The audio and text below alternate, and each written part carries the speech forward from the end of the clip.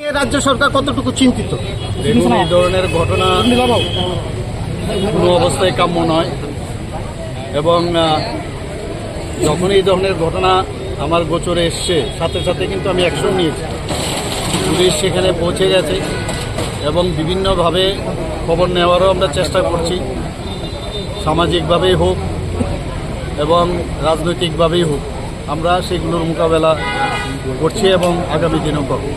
এগুলো হবে কারণ অনেক জায়গা থেকে এই ধরনের এত সুন্দরভাবে এই সরকার চলছে, রাজ্যটা এত শান্তির মাধ্যমে চলছে, সেটা অনেকের কাছে এটা হয়তোবা এটা ভালো লাগছে না। তো আমরা সেই জায়গার মধ্যে দাঁড়িয়ে এই ধরনের ঘটনা আমি অনুরোধ করব, যাদের কারণে যাদের মাধ্যমে এইগুলো করানোর চেষ্টা করছে তারা এর থেকে যেন বিরত থাকে। ঠিক আছে।